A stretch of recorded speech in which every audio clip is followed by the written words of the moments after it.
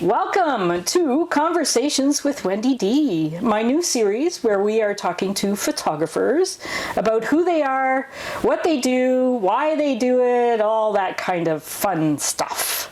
And today we have Andi McLeish joining us, and we're just going to get started. Hi. Hi. Welcome. Thank you. It's so fun that you're here. I'm excited. This is all new. Like, we've never actually had a conversation about photography necessarily. No, we haven't. Right? No. So we met doing dance photography at Ballet BC. Yes. And have connected since then, followed along. Yeah. So my first question is going to be, what do you do? Oh, what do I do? I do so many things. Yes, you do. You could talk about all of them. All of the things? Yeah, okay. yeah. I started out as a stills photographer primarily. I was originally sort of wanted to do photo documentary type work. Started out doing that, and then moved into doing I followed a trail of many things, from that to architectural to now sort of dance and human movement. Actually, not even just dance. Human movement is my jam. I'm very fascinated by human movement, what the human body can do, and then the shapes and lines of that. I think it's really beautiful. I also work in video, so I've worked on a short dance film with Di Norman, who we produced that a little while ago, and that had a focus on how movement and human movement can work with addiction recovery. Oh, cool. Like that. So he was working with some organizations on the downtown east side. I do film and some video. I do some interview work. Currently working on some ideas for a short dance film of my own as well. Yes. I also illustrate and paint pet portraits, and I have also written a short children's book. So, yes. All the things. All the things. I love it. Yep. That's why it's just so, you have so much coming out of you. It's just amazing. Why photography? I think it remains my first love. Honestly, stills photography remains my first thing. Yeah. There's something about the capturing of one moment in time. And whether it is just a really beautiful moment or a really poignant moment or just something, it's one, we all want to stop time, and it's like that, keep time in a bottle somehow, and photography does that. It's this moment that just distills, and even if it only ever means one thing to one person and everyone else just looks over it and doesn't understand what it is about that photograph that is so special, it's there for, it's this one moment in time that existed and is gone, but it's there. Yeah. So. Yeah. And what do you think, when people look at your images, what are you trying to say something with them, or are you letting people get their own thing, or? I think it depends on the project. Sometimes I'm trying to say something. Yeah. Sometimes, one of the images that I have here is very much, it was part of a project we were working with a Sudanese refugee group in Ethiopia. I know which image that is. Yeah, that's good. We'll show that, just so people can know, which I'll do in editing, but let's do it on here too. There we go. Yeah.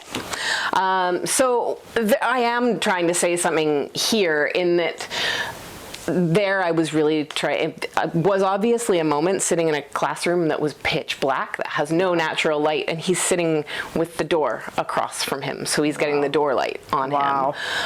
But there's this moment of, it's just this, they are in school, and it's this place of hope and looking forward and having your attention on something to look forward and to look at. So sometimes I'm trying to say something. Yeah. Sometimes I firmly believe that the world simply needs beautiful things. And beautiful images just need to exist. And so creating for the sake of creating something beautiful to look at, entirely valid. Yeah, So I love that. Yeah. So sometimes I just want someone to see it and respond however they respond. Yeah. I definitely do. I'm never going to completely, unless it's with corresponding written work. Like documentary stuff? Then I'm not going to tell you exactly what it is. And you can take from it what you want. Right, yeah.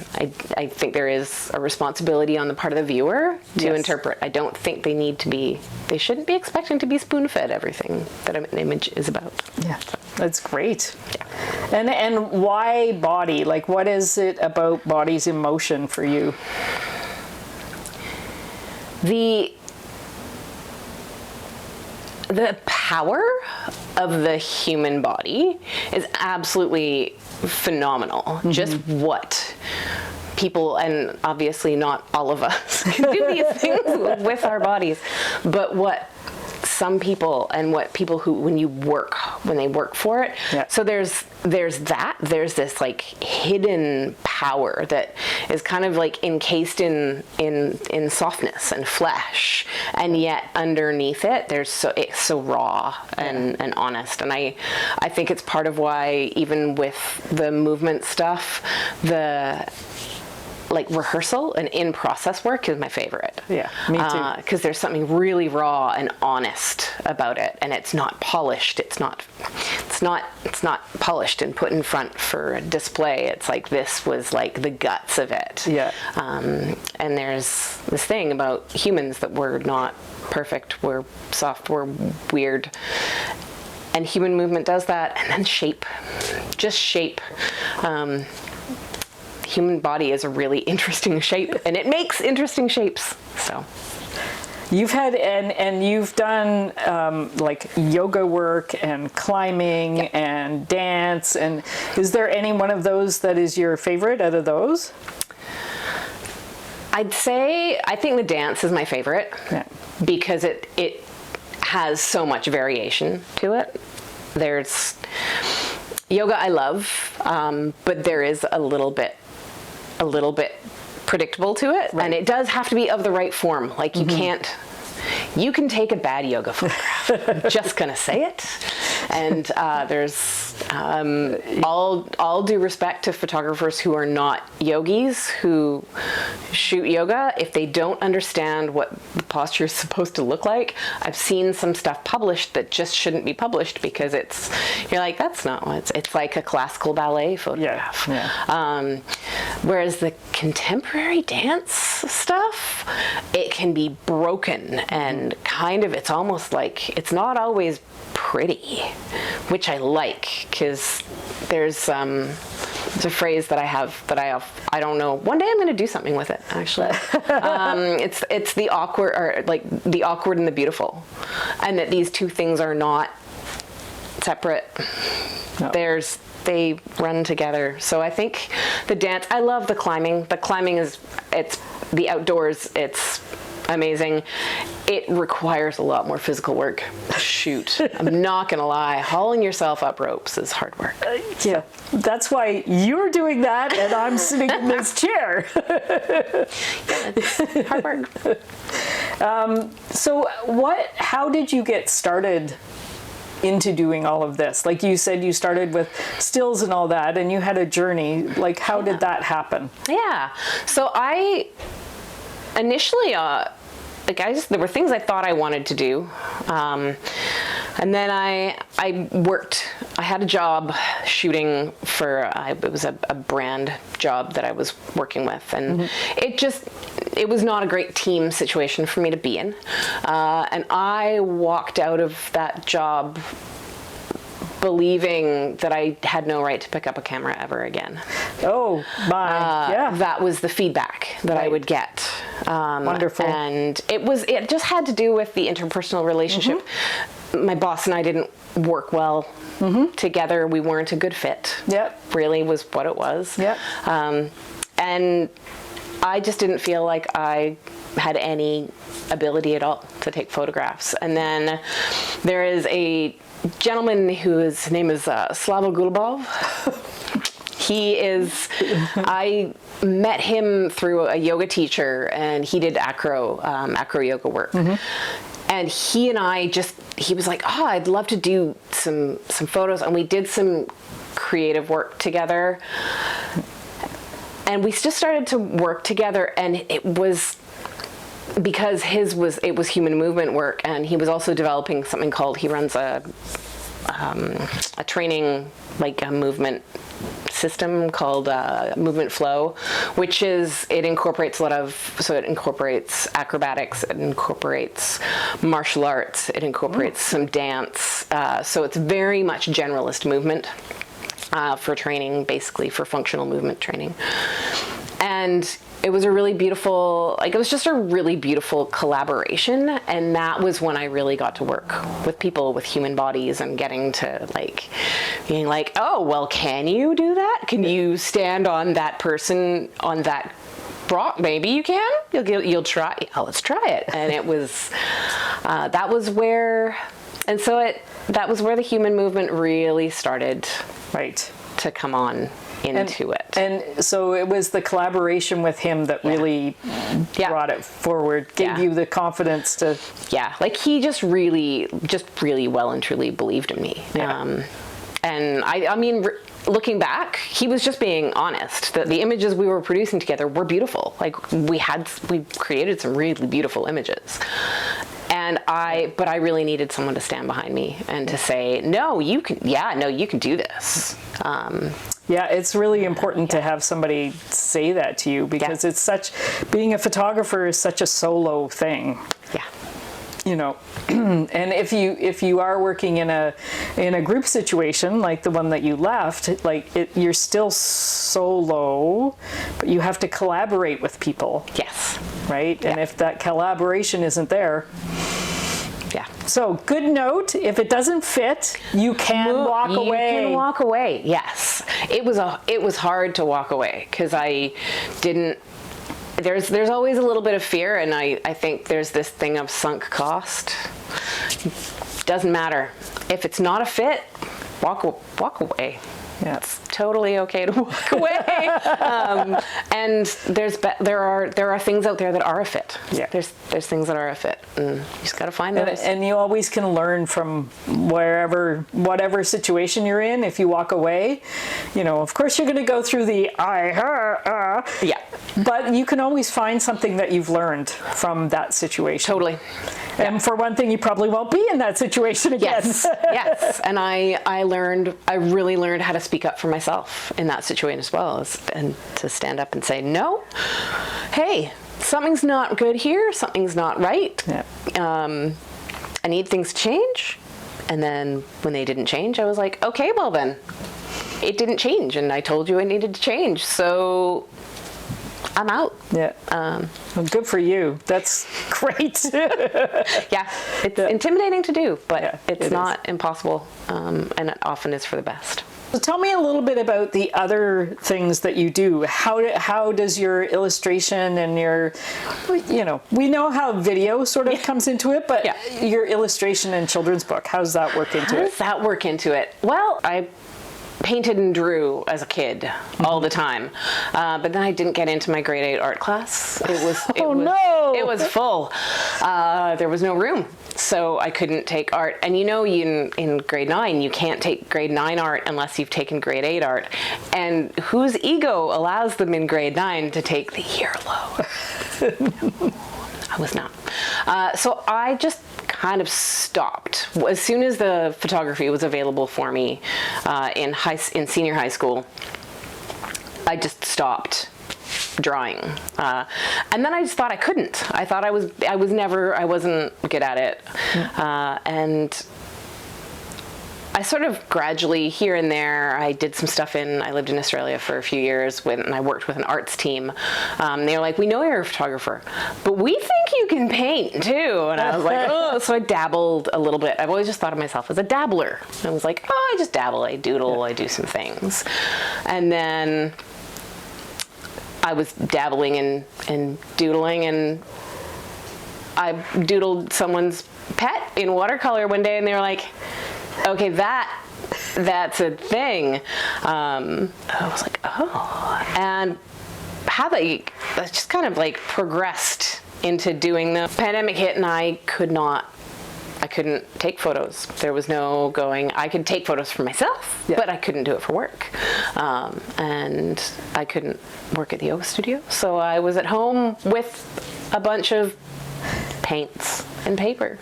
And I basically started painting how I was feeling. That's great. And so Blob, who is the main character of my book, all these things came about, and I looked at them, I was like, this is a book, and I think it needs to be out in the world. Good for you. And so I self-published it. And one day, part of a dream, because right now they sort of run parallel to each other. Okay. They don't interact that much. I would love to be able to do both for clients, sort of like offer both, trying to figure out how that works together. It's fascinating. But I have dreams of doing like larger, so the project that I'm working on, this dance film that I'm dreaming up, there's definitely some painting and illustration work to go with it. So the presentation of it, like in its end game, is that it will be a dance film that is presented in a space where there is also some of the stills photographs that I've done in research and in development ideation, as well as some paintings and possibly some installation work as well, just really communicating that full multidisciplinary. the multidisciplinary. So I have started calling myself a multidisciplinary artist. That's great. That is the title I've started giving myself. Good for you. Because if you say it, that's what it is. Yeah. And I think we all suffer with a little bit of imposter syndrome, even as photographers. When I've been 47, I've been doing it for a lot of years now, but there's still always this like, up here. It's worse with the illustration and the painting, just because I am self-taught. I'm completely self-taught with that, so I don't really feel like I have like a leg to stand on in there, but I'm like, no, it doesn't matter, I can be self-taught. Let's chat about your book. Yeah, so it's a book about emotions and about how we all have them, and basically it's just okay to have emotions. And that's all the message is. It's not even about like dealing with your emotions. It's just a simple acknowledgement of, it's huge. We all have emotions, and that I was saying I have two of my favorite ones. So the character is a blob, just a blob. It has no real distinguishing features, and yet somehow it manages to really quite display emotion, and that's cool. It has been expressed to me by people that are like, how did you make a blob so clearly emotive? I'm like, I don't know. It happened. That's how it came out. It's coming out from within. But yeah, my two favorites are the day that Blob is disappointed, and so Blob is totally deflated. Just like just all the era. I was just Blob. And then the other is the angry blob, in which there's this steam coming out of its head. Its face is all red, and that's basically that is Blob. And those are my two favorites, because I think those are sometimes for me, the two emotions that are sometimes the least acceptable in society.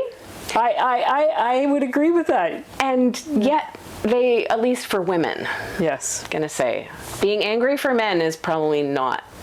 They wouldn't actually often even consider that an emotion sometimes. It's just but yeah, for women, it's just not acceptable to be angry. And then that like being disappointed and feeling let down is like, oh, well, you're always supposed to see the bright side and everything's always supposed to like find some positive. And you're like, no, sometimes you're just, sometimes it just feels like all the air has been let out of you and you're there. Yeah. And it's okay to feel those. And it's okay to feel. Right. And really, like, instead of like denying that you feel that way, just feel it. Just let it be. Yeah. And and then the final, it just finishes up with that no matter how you felt today, tomorrow is a new day.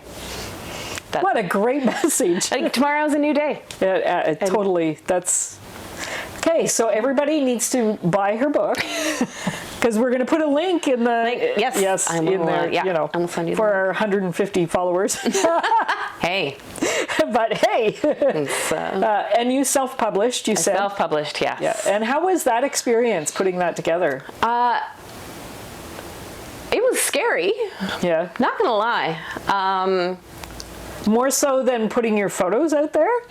Yes, because the financial outlay of it is like, oh. Yeah. I'm also currently looking at producing some cards and kind of like fridge magnets and things with other illustrations on them. And it's funny, it's like putting your money where your mouth is.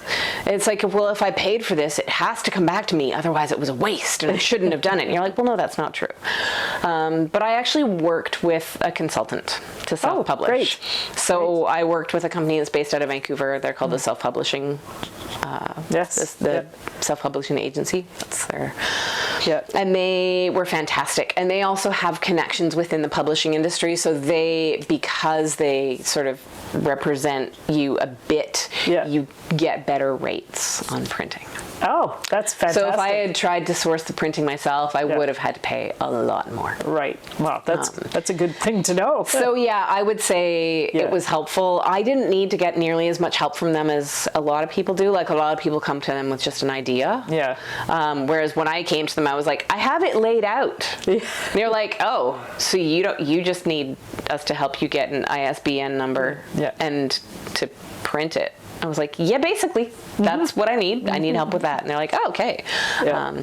But yeah, it's scary to put your money where your mouth is. And so would you ever consider doing a photo book or a photo and illustration? Definitely. Yes. Yeah. Yes. I have done, and I've done some playing with images. I have with doing illustrations over the top and just kind of letting my artist go free and some stuff. And there's definitely one of those in there.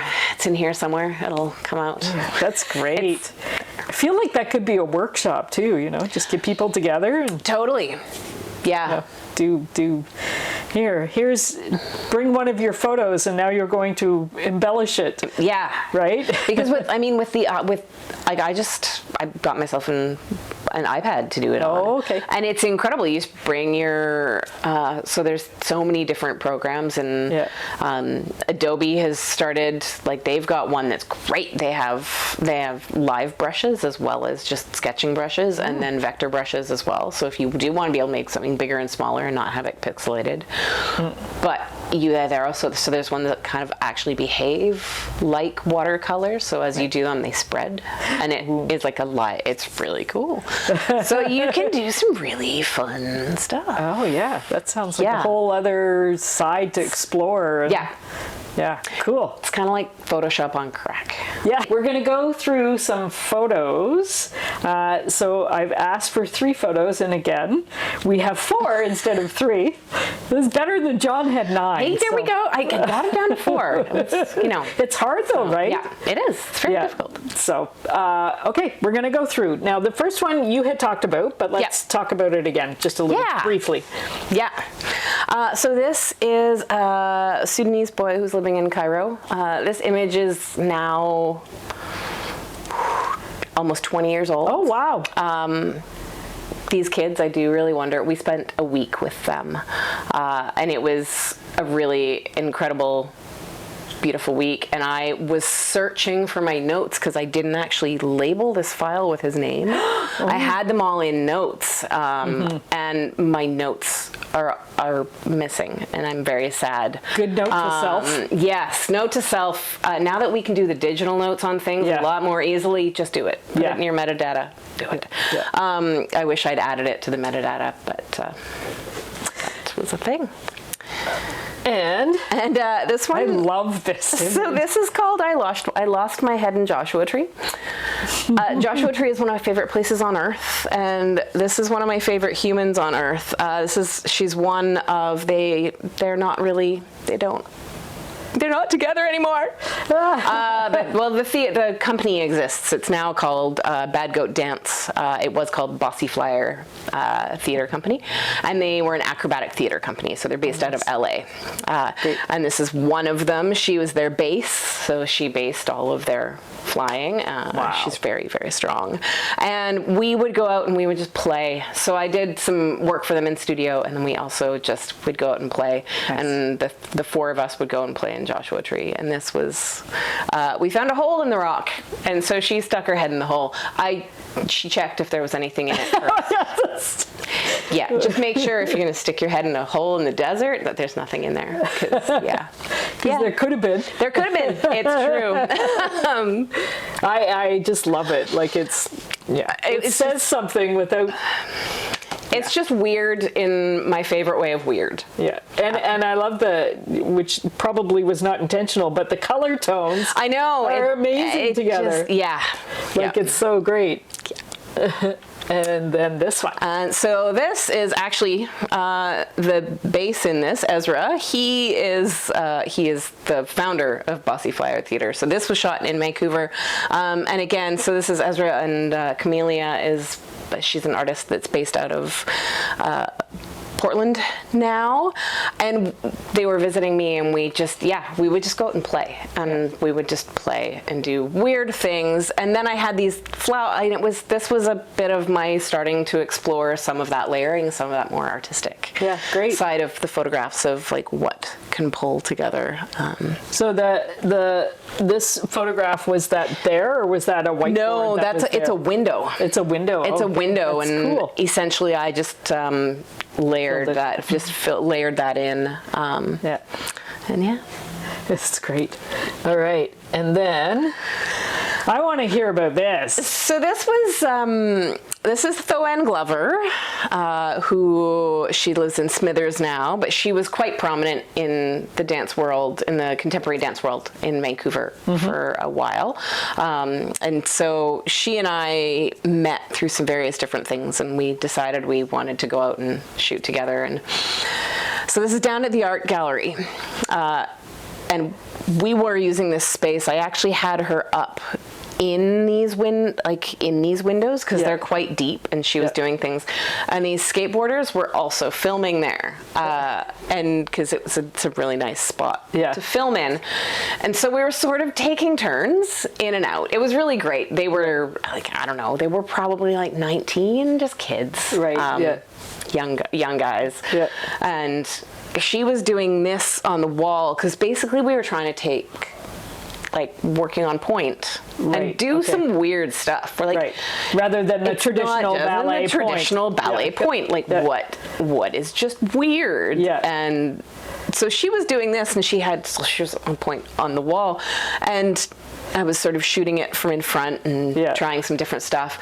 And one of the kids came up. He was like, "Can we try something?" And I was like, "What did you want to try?" And he's like, "We'd like to see, can we get it on film? And then if you did a photo of it, could we see if he could jump over her?" And I was like, "Well, you're gonna have to ask her." Because she's the one putting herself at risk. And if she's happy, and if you're confident that you can do it, and she's confident that she's happy for you to try, let's give it a try. And she looked like she was game. And she was like, sure. She's like, you're not gonna land on me? He's like, no, I can totally clear you.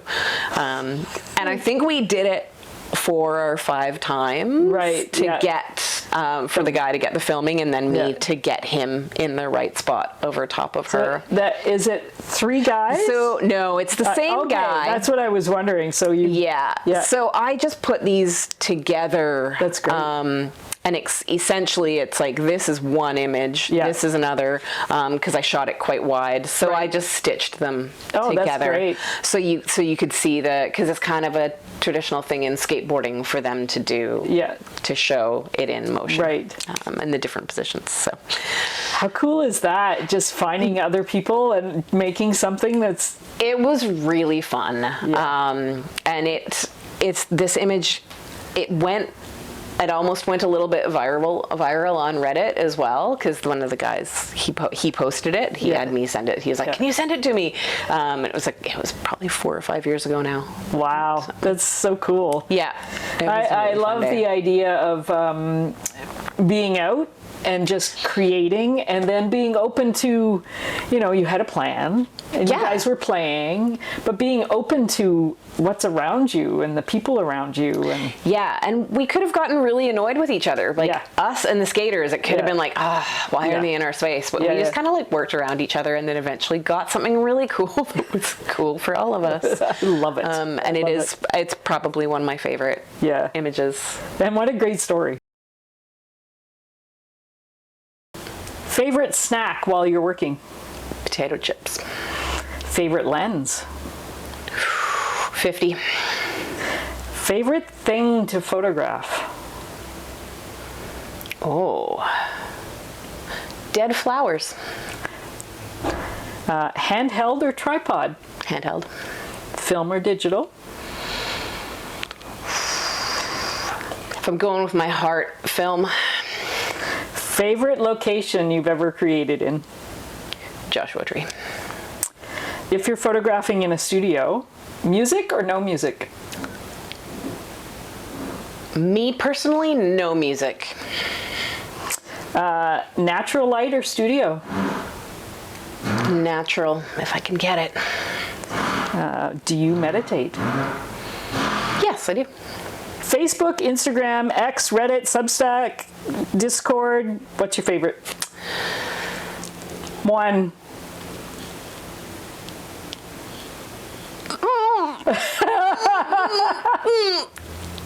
None of the above. Perfect. Canon, Nikon, Sony, Fuji. Migrating to Sony.